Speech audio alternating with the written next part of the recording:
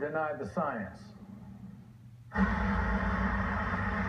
Flooding at high tide, always a big issue. High tide number 2 began, and like clockwork, the ocean water reappeared on Miami Beach. Alton Road flooded this morning. No surprise at all to Miami Beach regulars. This is Alton Road in Miami Beach. Many people consider this to be ground zero for a rising sea level and flooding in this town. They've spent millions of dollars addressing the flooding so far, but it's going to take a major infrastructure project to make it right for the future. There's no overnight fix, but we know what we're doing. We're moving forward. There's no bigger believer and no bigger cheerleader than the mayor. It's one of the most exciting cities in the world. Everybody wants to come here. Everybody's getting sand in their shoes, we call it.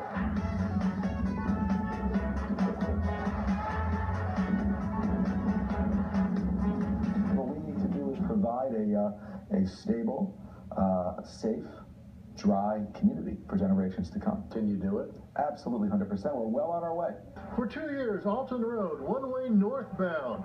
Major construction, including installation of storm drainage infrastructure. Tell us about the investments the city has made. $15 million over the last year and a half in pumps to alleviate some of the flooding problems you've had. Right. Well, that's just the beginning of the investment, Ed. We're going to be spending probably $300 to $400 million, which really is not a lot of money when you realize you're protecting anywhere from $25 to $30 billion worth of real estate. Real estate is booming in South Florida, even as the threat of rising tides looms. Miami-Dade County has 230 new condominiums going up right now. And many of these are big high-rises on the beach or downtown, not little ones. The most successful investors in the world are buying in Miami Beach.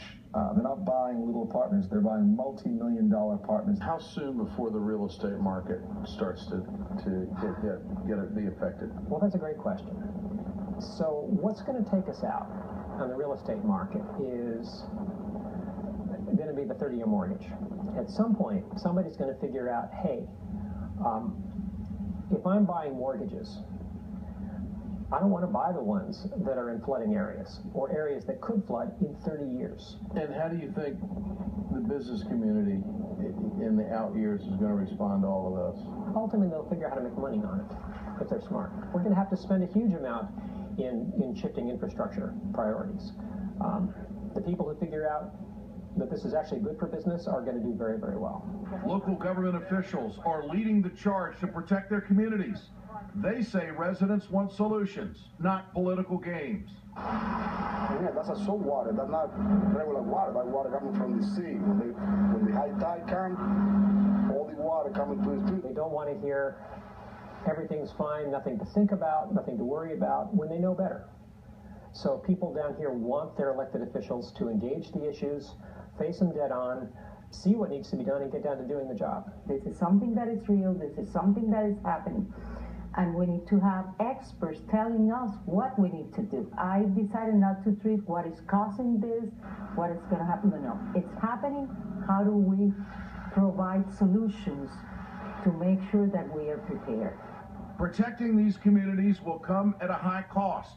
It's estimated that Miami Beach alone will invest $500 million in state and local funds on flood prevention over the next 5 years. Costs in the region could be in the billions. The residents are going to see sticker shock. Now, can they afford it? They don't have